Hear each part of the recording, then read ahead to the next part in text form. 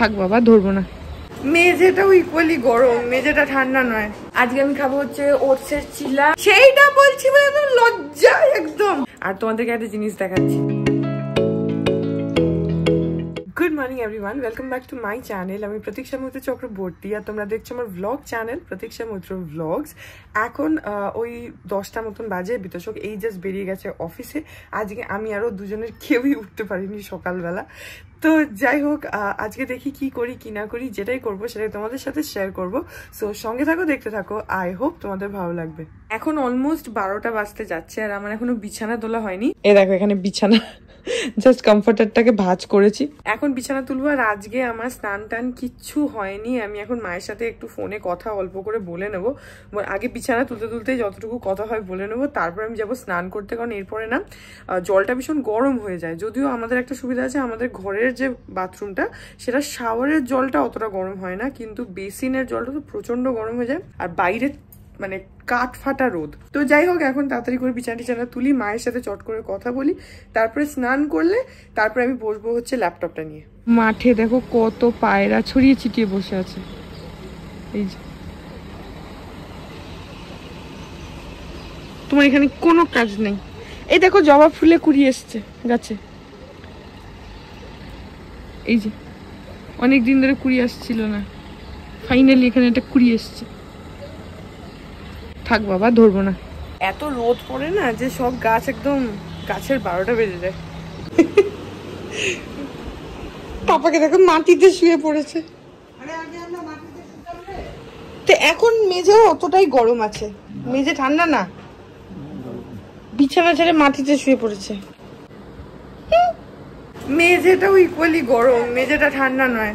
এখন এক্স্যাক্টলি দুপুর 2টো বাজে, আমার স্নান হয়ে গেল আর এখন গিয়ে লাঞ্চ করি। আজকে আমি খাবো হচ্ছে ওটসের চিলা, অনেকদিন খাই না, তাই জন্য মানি এখানে এখন এই যে ওটসের চিলা বানিয়েছে আমার জন্য, আরো একটা বানাচ্ছে এখানে। আর এখানটাতে একটুখানি পোস্ত চাপড়ি, এই যে পোস্ত চাপড়ি বানিয়েছে। আর দেখো ডালের বড়াও বানিয়েছে। ওটসের চিলা তো আমি খাচ্ছি, আর মানি আর পাপা কি খাচ্ছে সেটা মানি বলছে। আমি কিছুই বলছি না, বলো বলো। উফ, পোস্ত চাপড়ি, ডালের বড়া, মাছ ভাজা, আলু পেঁয়াজ ভাজা দিয়ে জল দেওয়া ভাত। বল, আজকে মানি আর পাপা ওরা গরম বলে জল ঢালা ভাত খাচ্ছে, সেজন্য মানি লজ্জা পাচ্ছে ওটা বলতে। আমি বলছি তুমি বলো, বলছে না আমি লজ্জা পাচ্ছে, ওরা বলতে চাইছে না যে জল ঢালা ভাত খাচ্ছে, তার সঙ্গে পোস্ত চাপড়ি, তারপরে ডালের বড়া, মাছ ভাজা, এগুলো সব দিয়ে, আর ওই ভাজা লঙ্কা মানি একটা করেছে, তোমাদেরকে আরেকদিন দেখাবো যে কিভাবে করেছে ওইটা। এগুলো সব দিয়ে জল ঢালা ভাত গরমের মধ্যে খাবে। বিতোষকও এটাই খেয়ে গেছে, সেইটা বলছি বলে একদম লজ্জা একদম। পঞ্চভূতের জন্ত ছলা, ওরে বাবা হাসতে তোদের মা না। আর এখানে যে আমার চিলা হচ্ছে আরেকটা। এখন বিকেল 5টা বাজে আর আমি একটুখানি ল্যাপটপে এডিট করছি আর তোমাদেরকে একটা জিনিস দেখাচ্ছি। এই দেখো, বুক মাই শো থেকে আমাদের এখানে এটা হচ্ছে টিকিট। আমি আর বিতোষক আমরা এই শুক্রবার দিন IPL দেখতে যাচ্ছি, তো আই এম ভেরি হ্যাপি। সেজন্য আমি তোমাদেরকে টিকিটটা দেখাচ্ছি। তোমরা ভাবতে পারো যে কি আছে, বাট আমি ফার্স্ট টাইম IPL দেখতে যাব। আর অ্যাকচুয়ালি আমি একদিন হঠাৎ করে বিতোষককে বললাম যে জানো তো আমি না কখনো মাঠে গিয়ে ওইভাবে খেলা দেখিনি। তো মানে টিভিতে দেখার এক্সপিরিয়েন্স আলাদা হয় আর মাঠে গিয়ে খেলা দেখার একটা আলাদা এক্সপিরিয়েন্স হয়, মাঠের একটা আলাদা পরিবেশ হয়। তো সেটা আমার খুব এক্সপিরিয়েন্স করার ইচ্ছা ছিল। তো সেই জন্য আমরা মানে অনেকগুলো ম্যাচেরই, কলকাতায় যে যে ম্যাচগুলো হচ্ছে অনেকগুলোরই টিকিট চেষ্টা করছিলাম, কিন্তু তারপরে আমরা পেয়েছি হচ্ছে শুক্রবার, মানে KKR ভার্সেস পাঞ্জাব যে খেলাটা রয়েছে ওইটারই টিকিট পেয়েছি। তো আমাদের হচ্ছে যে মানে কোনো সিলেক্টিভ ম্যাচের টাকে ইম্পর্টেন্স দেওয়ার থেকে মানে দেখতে যাওয়াটা, যে কোনো একটা ম্যাচ হলেই হলো KKR এর। তো সেটারই জন্য আমরা বুক মাই শো থেকে টিকিট কেটেছিলাম। তো এখানে আমাদের টিকিটটা ব্লু ডার্টের এসে গেছে, বাড়িতে ডেলিভারি দিয়ে দিয়েছে। এটা যদি মানে তোমরা না জেনে থাকো, যেরকম আমরা জানতাম না, তো সেইটার জন্য তোমাদেরকে এটা বলে দিই যে তোমরা যদি এরকম IPL এর টিকিট কাটতে চাও তাহলে মানে অ্যাটলিস্ট 1 উইক 2 উইকস আগে টিকিটটা কাটার চেষ্টা করো, বা অ্যাটলিস্ট 1 উইক মানে 7 days to 10 days একটা গ্যাপ পেয়ে টিকিটটা কাটার চেষ্টা করো। তাহলে কি হয়, ওরা বাড়িতে টিকিটটা ডেলিভারি দিয়ে দেয়। মানে তোমাকে আর গিয়ে ফিজিক্যালি টিকিটটা নিতে হয় না, তুমি বুক মাই শোতে বুক করবে, তোমার অ্যাড্রেস দেওয়া থাকবে, ওরা ওখান থেকে ওটা কোরিয়ার করে তোমার বাড়িতে পাঠিয়ে দেবে। আর যদি সেটা না হয়, জাস্ট ইন কেস ধরো তুমি এমন কোনো ম্যাচের কেটেছো যেটা হয়তো 3 দিন পরেই ম্যাচটা কি 4 দিন পরেই ম্যাচটা, তো সেই সব ক্ষেত্রে ওরা তখন আর ওটা কোরিয়ার করবে না, তোমাকে টিকিট তুমি বুক মাই শো থেকে কাটলে তারপরে তোমাকে মানে স্টেডিয়ামে গিয়ে ফিজিক্যালি কাউন্টার থেকে টিকিটটা নিতে হবে, নিয়ে তোমাকে ম্যাচের মানে সেটা ম্যাচ যেদিনকে তার আগে গিয়ে নিয়ে নিতে হবে, 1 দিন কি 2 দিন আগে গিয়ে তোমাকে টিকিটটা কালেক্ট করতে হবে, তারপরে তুমি ম্যাচের দিনকে ম্যাচ দেখতে যাবে। এটা হচ্ছে এদের সিস্টেম, এটা আমরাও জানতাম না, আমরাও টিকিটটা কাটছিলাম যখন একজনকে জিজ্ঞেস করেছিলাম, তো ও আমাদেরকে সাজেস্ট করলো, যেহেতু ও গেছিল ম্যাচ দেখতে মাঠে, তো সেই জন্য ও আমাদেরকে ফোনে বললো যে এইভাবে সিস্টেম, সেটাতেই আমরাও জানলাম। দ্যাট ইজ আনাদার রিজন যে why we choose particularly this match, কারণ আমরা যেদিনকে কেটেছি সেখান থেকে 2 সপ্তাহের মধ্যে এই ম্যাচটাই ছিল। আরেকটা আমরা দেখছিলাম, সেইটাতে আমরা মানে কাটতে পারলাম না বা কাটলাম না রাদার এই একটাই কারণে যে আমাদেরকে আবার গিয়ে ফিজিক্যালি টিকিটটা কাউন্টার থেকে কালেক্ট করতে হবে, বিকজ টাইমটা অতটা ছিল না। তো সেই জন্য আমরা ওটা বাদ দিয়ে এই পাঞ্জাবের সাথে খেলাটা সিলেক্ট করলাম, কারণ এটাতে অনেকটা টাইম ছিল, আমরা 2 সপ্তাহ আগে টিকিটটা কেটেছি। তো তাতে হচ্ছে যে কোরিয়ার করে ওরা টিকিটটা এই যে পাঠিয়ে দিয়েছে, এখানে দেখতেই পাচ্ছ বুক মাই শো লেখা রয়েছে, আমার আর বিতোষকের টিকিটটা পাঠিয়ে দিয়েছে, আমরা দুজনই যাচ্ছি। এখন আমরা ম্যাচের দিনকে ম্যাচ দেখতে যাব।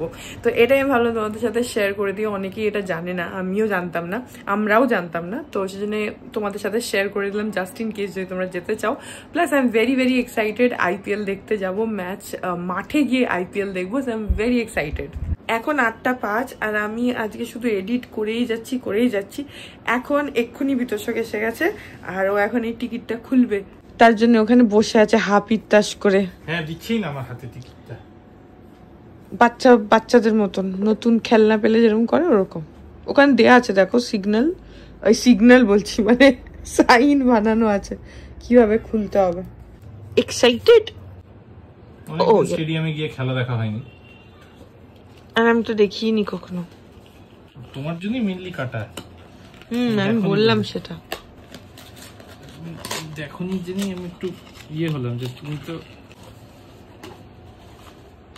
না, স্টেডিয়ামে কি আমি কোনো খেলা দেখিনি। Kolkata Knight Riders versus Punjab Kings, Friday 26 April 7:30 PM, Eden Gardens, J block, seat number 2319। 2318 আর 19 হচ্ছে নাম্বার, ওটা খামের উপরে লেখা আছে। হ্যাঁ, আর এটা হচ্ছে 2318, match number 42, gate number 13, entry from Gosthapal Sarani. হচ্ছে আমাদের দুজনের আইপিএল এর টিকিট। ইয়ে, আর কি দিয়েছে? এটা বিলটা।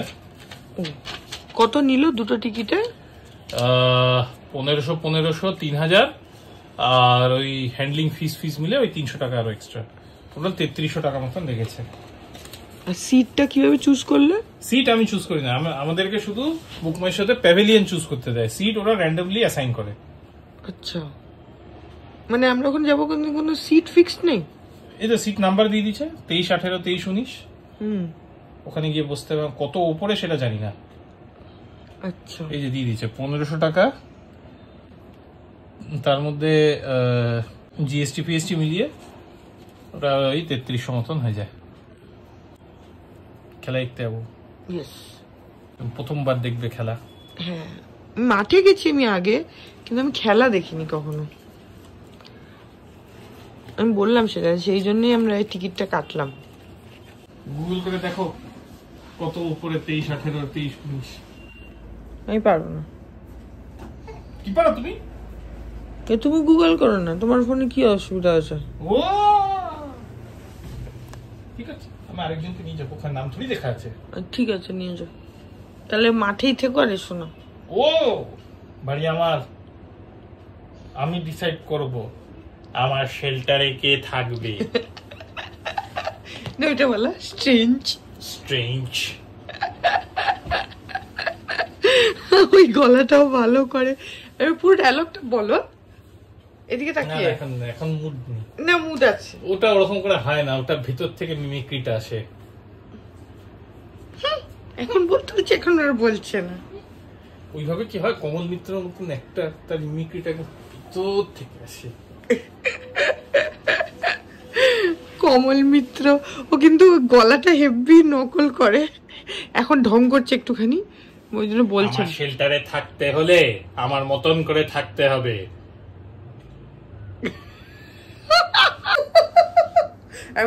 স্ট্রেঞ্জ, ওটা বলো স্ট্রেঞ্জ। তুমি গান করো স্ট্রেঞ্জ।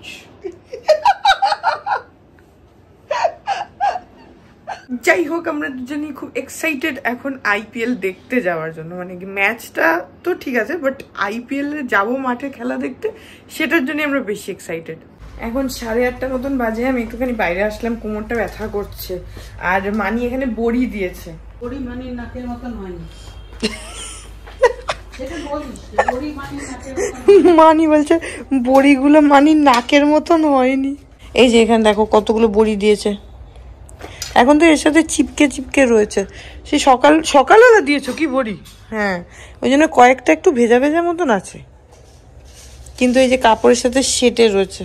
এই যে বিউলির ডালের বড়ি দিয়েছে। অ্যাকচুয়ালি বিতোষক পাপা ওরা অত কেনা বড়ি পছন্দ করে না, সেই জন্য মানে নিজেই বড়ি দিয়ে দেয়। মানে ওরা বাড়িতে তৈরি বড়িটা একটু বেশি পছন্দ করে, কেনা বড়ির একটা আলাদা একটা ইয়ে হয় না, ওটা পছন্দ করে না। আমার যেরকম বড়ি হলেই চলে, কোনো চাপ নেই, কিন্তু ওরা একটুখানি বাড়িতে তৈরি বড়ি বেশি ভালোবাসে, সেই জন্য মানি আবার অনেকদিন ধরে বলছিল বড়ি দেবে দেবে দেবে। তো মানি তো এতদিন একটু ডিস্কো ডান্স করছিল, এখন একটুখানি ঠিক হয়েছে, তো ওই জন্য। ঠিক কি না বলো? ঠিক ঠিক ঠিক ঠিক।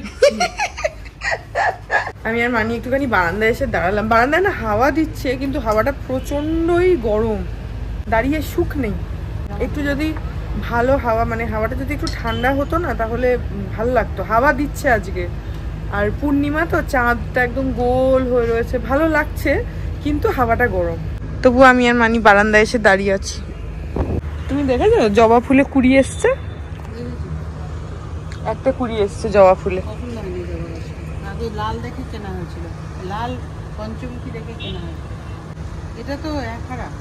জবা গাছে না অনেকদিন পরে একটা কুড়ি এসছে, অনেকদিন পরে। পাতাগুলো একটু ইয়ে হয়ে গেছে। অ্যাকচুয়ালি আমাদের এই ব্যালকনিতে এত রোদ পড়ে না সকালের দিকটাতে, গাছের ওখানে থাকাটা মানে খুব মুশকিল। হ্যাঁ, মানে মানুষই ঝলসে যাচ্ছে, গাছও ঝলসে যাচ্ছে। যাই হোক, আমি কালকে দেখলাম যে, তোমাদেরকে দেখালাম বোধহয় সকালের দিকে না দুপুরের দিকে, আমি আর পাপা ওখানটা দাঁড়িয়েছিলাম। আর ওই রক্তকরবীতেও ফুল হয়েছে কয়েকটা, মানে 2-3 দিন ধরে কনস্ট্যান্টলি ফুল হচ্ছে রক্তকরবীতে। এই যে এই জায়গাটা দেখো, রক্তকরবীতেও ফুল হয়েছে। অ্যাকচুয়ালি এবারে কলকাতায় এত ঠান্ডা পড়েছিল না, যে সব গাছের অবস্থা খারাপ হয়ে গেছিল। এখন আবার আস্তে আস্তে ফুল টুলগুলো হচ্ছে। আর এই যে তোমাদেরকে সেদিনকে দেখালাম না, এখানে কুমড়ো গাছ হয়েছে নিজের থেকে, ওটাতে আবার মানির একটা কাঠি লাগিয়ে দিয়েছে, যাতে ও দেখছি একটু তরতাজা হয়েছে। এই যে এটা বলে পারিজাত, মানে নিজের থেকে হয়েছে আর কি। আর এখানে এই যে এডেনিয়াম গুলো, 3খানা এডেনিয়াম। শেকড়টা মনে হয় ছিল, হ্যাঁ, যে শেকড়টা ছিল, গাছটা মরে গেছে, কিন্তু এখন আবার ওই শেকড়ের থেকে আবার নতুন করে হয়েছে। আর এখানে যে 3টে এডেনিয়াম বেশ একটু বড় সড়ো হয়েছে, এখানে 3টে আছে, আর ওই ব্যালকনিটাতে একটা আছে। ওই আমাদের ঘরের ভেতরে যে ব্যালকনিটা, ওটার মধ্যে একটা এডেনিয়াম আছে, ওটাও বেশ একটু মানে বড় হয়েছে, কিন্তু এই 3টে একটু বেশি বড় হয়েছে।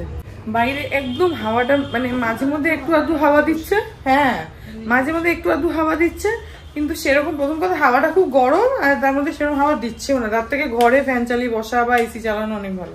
আর এখানে এই তুলসী গাছটা হয়েছে, দেখো তুলসী গাছটার পাতাগুলোও খুব বড় বড় হয়েছে, আর একদম লম্বা হয়ে একদম সূর্যের দিকে চলে যাচ্ছে। অনেকটা বড় হয়েছে তুলসী গাছটা, আমি এখনই নোটিস করলাম। এই দেখো এখানে টবগুলো আছে, আর এই যে তুলসী গাছটা নিজের থেকেই অত বড় হয়ে গেছে, আর পাতাগুলো বেশ বড় বড় হয়েছে। ভালো লাগছে, গাছ ফাছগুলো একটুখানি তরতাজা থাকলে ভালো লাগে। ওই ঝিমিয়ে পড়ছে, নেতিয়ে পড়ছে, ওগুলো ভালো লাগে না। এখন রাত 11:30 বাজে, আমাদের খাওয়া দাওয়া সব হয়ে গেছে। আর আমার এখানে একটা পার্সেল এসছে, যেটা আমি খুলিনি, আমি এখনই খুলি। আমি ভাবছিলাম যে খুলবো, তারপরে আমি এত এডিট করতে মানে ওখানেই বিজি হয়ে গেছি যে আজকে আমি আর তারপরে কিছুই করিনি। এটা খুলে তোমাদেরকে দেখিয়ে দিচ্ছি এর মধ্যে কি আছে। এই যে আমি অর্ডার করেছিলাম হচ্ছে এটা হলো একটা ব্রাশের সেট আমার আঁকার জন্য। আমার আঁকার ব্রাশগুলো না একটু নষ্ট হয়ে গেছে, আর আমার অ্যাকচুয়ালি অনেকগুলো ব্রাশ আছে, কিন্তু মানে কি হয় কিছুদিন পরে ওগুলো নষ্ট হয়ে যায়, তো সেই জন্য আমি এবারে এবারে একটুখানি মানে বেশি ভালো কোয়ালিটির কিনেছি। এটা হচ্ছে আরটিওজ এর 7খানা ব্রাশ আছে, রাউন্ড ব্রাশ। প্যাকেজিংটা ভালো লেগেছে, এরকম পুরো পিস বোর্ডের একটা এরকম বক্সই দিয়ে দিয়েছে, এটার মধ্যে করে ব্রাশগুলো রাখবো।